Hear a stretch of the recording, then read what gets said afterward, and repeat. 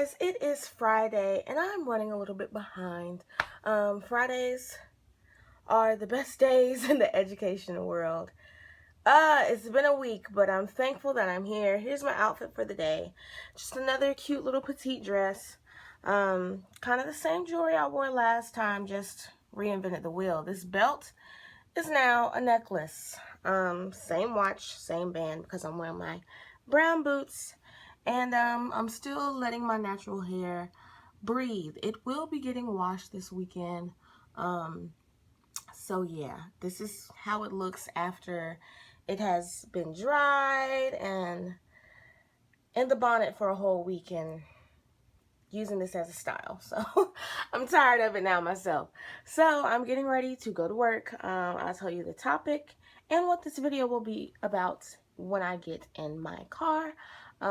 So I hope you guys have a wonderful Friday, and I hope you guys are just blessed. See you then. Alright guys, I am back.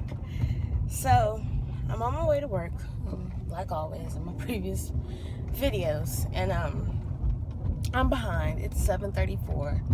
You know, in my other videos I'm usually at school in the car by 7:15. But being completely honest, the past Wednesday, yesterday, and today, I have been dirt tired. I have been tired. This week I've had, homework assignments for myself. I'm still in the licensure certification program, for some of you who don't know, who's just now starting watching my episodes on the third episode. I'm in the licensure program, so I still have homework and papers and things to do myself. And last night, I kid you not guys, even though it was a good class session because we're treating it as a professional independent class, because it's a very small class, I did not get out of class till about 11 o'clock. And I had been on my feet and going till since about 7:30 that morning. So it's over a 12-hour day, and I was exhausted. Class was great though.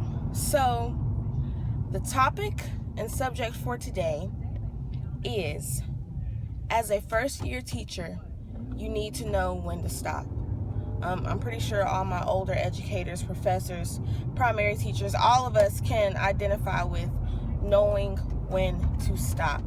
You guys, I felt like I had a mental breakdown this week because my schedule is so crazy. I have morning duty, which is usually between 7:30 8 o'clock. So I usually get to the school before 7:30, but the past 3 days have just been challenging. So I have morning duty. Then right after that, faculty, staff, and student body have to go into the gymnasium for morning meeting. In morning meeting, we talk about, things that make their day productive and positive. Scripture of the day, character trait of the month, things like that. So we've already covered trustworthiness, honesty, obedience. So things of that nature. The students know what we expect for their character traits, and we usually have a scripture to go with it because it is a Christian private school.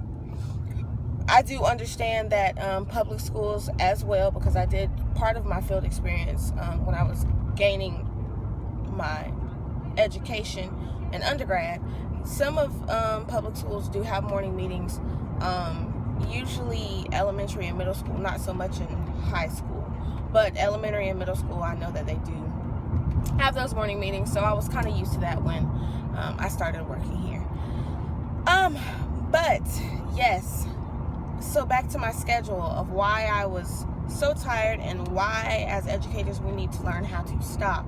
I have morning meeting, I have morning duty, 7:30 to 8 o'clock, morning meeting, 8 to 8:20. Then I have my regular school day.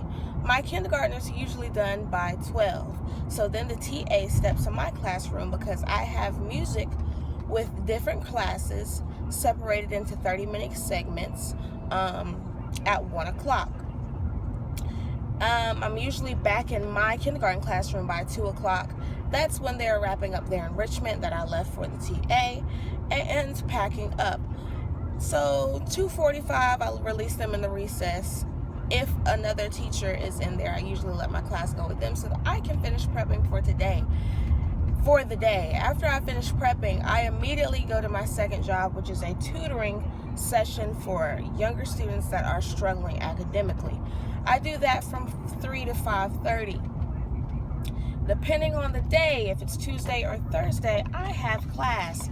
So this is my schedule, guys. I literally go home, get comfortable, eat a snack, change from my work clothes, get back in my car, and drive to campus or meet my professor if we are having a independent study type of session.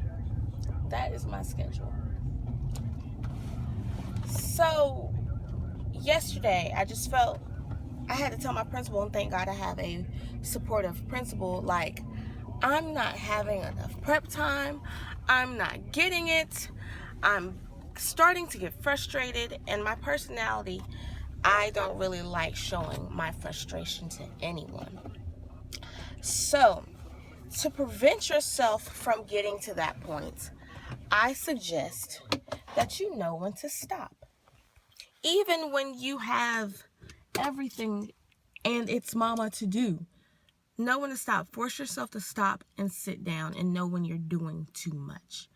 I, at this specific point in my life, know that I'm doing too much, and a change will soon and swiftly come. I was so frustrated. I talked to my dad and my significant other, and I had to get it out of my chest. Now, today is much better. Granted, I'm late, but today is much better. And the topic for today, as I said, was knowing when to stop. I am at work. I'm already behind, so I will catch you guys later. Good afternoon, loves. I am halfway through the day, and it's Friday. Thank God. I did my meal prep like always. I have smoked turkey sausage and green peas. We had tea in the teacher's lounge refrigerator. So I got a cup of tea, Bojangles tea, because we had the gallon in the refrigerator. And I've been drinking.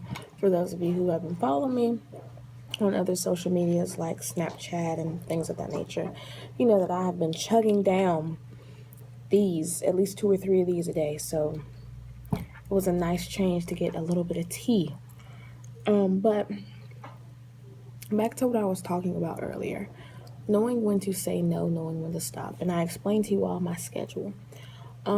So starting next week, I have decided to take a leave of absence for my second job and really focus on finishing school and being the best music and kindergarten teacher I can be at my school. So yes, I'm losing a little bit of money, but that saying money can't buy peace, money can't buy joy is very true.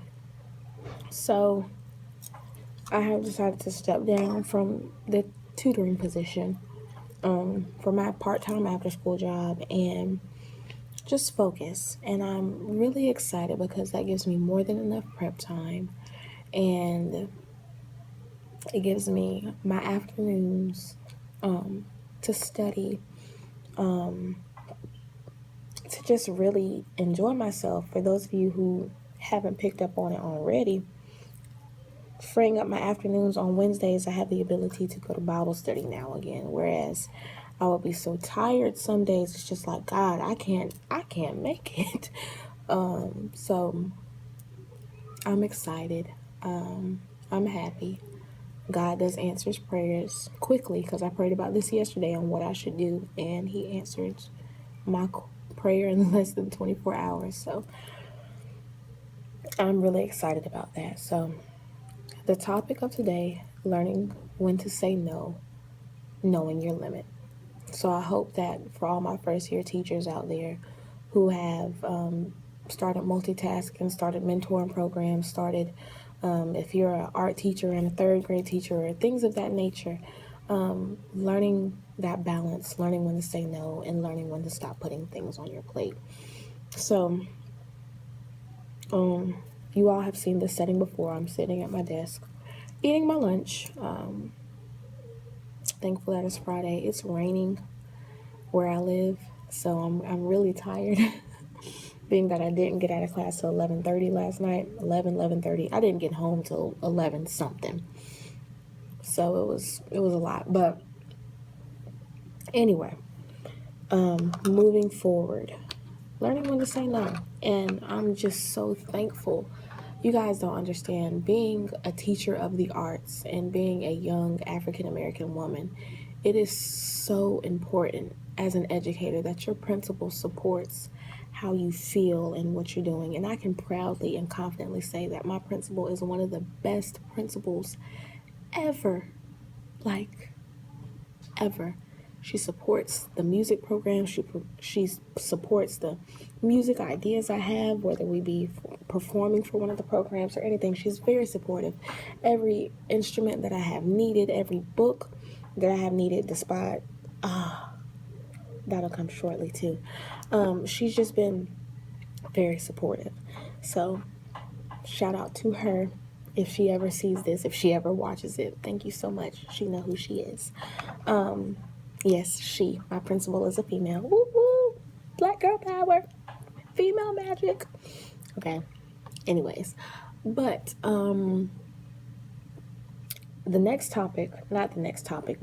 the other part of this video, which I will show you, is going to be in different segments. This one is basically all about music. So in this next clip, I'll show you one of my days as the music teacher. Okay, so I hope you enjoy that. After that, my professor, who used to be a K-12 music teacher, like kindergarten through 12th grade, donated to me all of her books. So, with me being a first-year teacher in this school, just now starting a music program, that meant so much to me. So my task for this weekend is to buy a bookshelf and just really organize my college books that I've been using, my practice books that I've been using, and my new music books for my students. So I will show you guys, and any music educators out there, if you know of Share the Music by Macmillan, I believe, and Silver Burdette, The Music Connection, please give me feedback of what you think about those books and how you incorporate them in your class and lessons that you have given to your students. So the remaining part of this video, this vlog, is all about the music. I'll show you the music board, what the students have completed for Black History Month. We learned about Ella Fitzgerald. I'll show you a clip of them, and I'll show you my new books. And this is my Friday vlog. I won't see you all again until Monday. So I hope you enjoy. Have a good weekend. Bye. Don't mean a thing if it ain't got that swing. It don't mean a thing if it ain't got that swing. Do up, do up, do up, do up. Do up, do up, do up, do up. Do up, do up. And no more is good. 1, 2, ready, go. Rest. Obviously you can see one of my students have come in and erased it, but this is our warm-up rhythms for music class. They're learning rhythms. Well, they learned rhythms. This was last week's lesson, and we're incorporating rhythms into our Black History Month. While listening to a song, they can tell me, that they hear a half note, a quarter note, or eighth note. So this is part of their lesson that they have had. What they do is they clap each measure for me, and we usually play a game after we finish our singing and stuff like that. We usually play a game afterwards, and I give them a new rhythm every week before we come into class. So This is just stuff that we do in both of my music classes here at the school that I work at. So yeah, that's one thing we have and do. And in the classroom, here are some of their instruments. We have rhythm sticks, tone blocks and mallets, claves, just auxiliary percussion instruments, and a pair of headphones when I'm doing helps class with music stuff for kids that want to understand music better. This is the kindergarten classroom guitar that I use time and time again. This is mine. I have the big one and with the stand for me when I'm doing music with the big kids. And this is, this is the 5th grade music class guitar, and this is the kindergarten music class guitar. You see the difference? It's much smaller. And then this is, oops, excuse me, I might have to blur that out. This is our keyboard. This is my music stand for when I have to play the keyboard and they're singing, for our vocal warm-ups and things like that. This is another music rack of stuff. We have glockenspiel, xylophones, maracas, cymbals, tambourines, jingle bells, wood blocks, everything.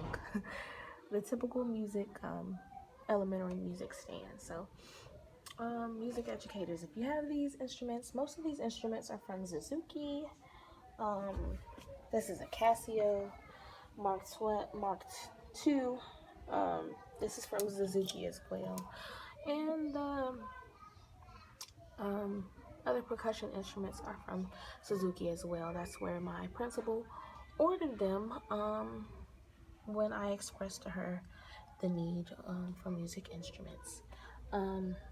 Back in the storage room, we have the extra instruments, the woodwinds, the big bass drums, and things of that nature. So this is the beginning stages of their music corner. This next video will show you all the older kids, 4th and 5th grade music board for Black History Month.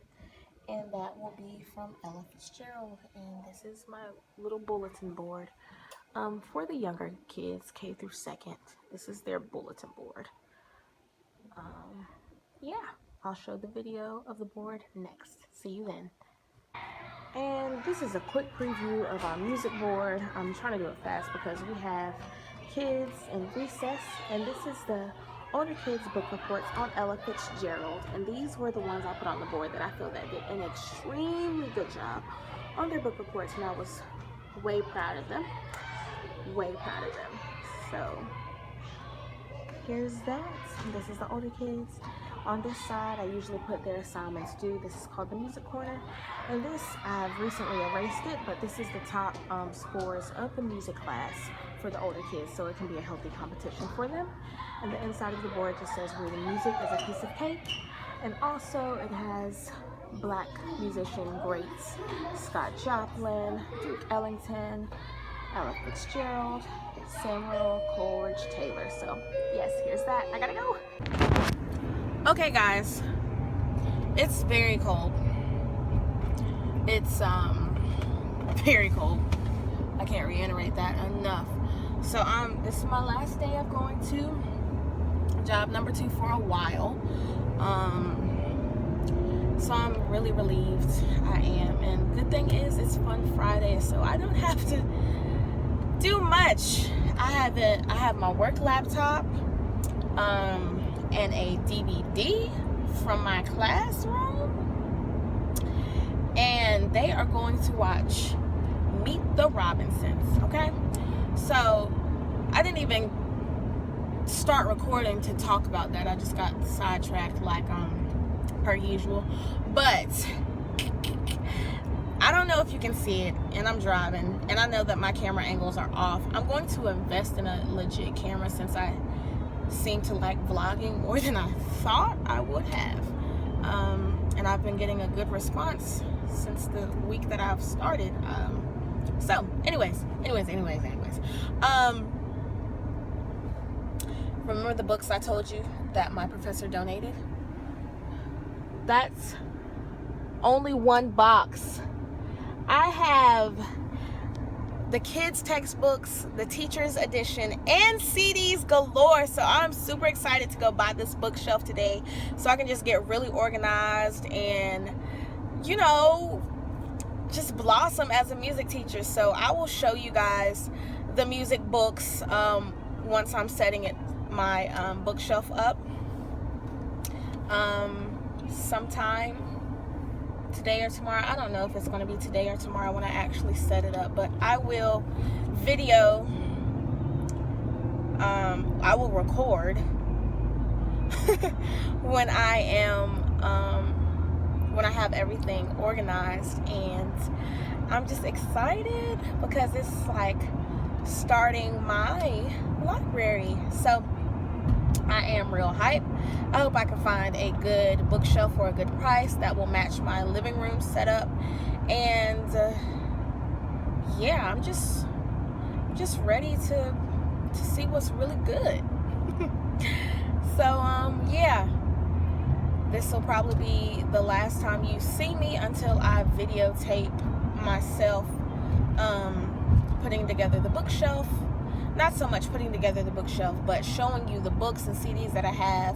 And again, music educators, if you have these books, please tell me how you like them in your class, and how they have benefited or not benefited your students. So yeah, I will show you the books, and I will show you the books nice and organized and how I have set them up in my living room / office. I do have a smaller apartment, so my living room is my office as well, the way I have it split up, but it's not like completely everywhere. Anyways, that's neither here nor there. So I just wanted to share with you guys that the next time I pop up in this vlog, I will have my books to show you and a bookshelf as well. So see you then. Alright guys, it's the end of my day. A little later than usual. It's a little after 6:35. I went to Rose's.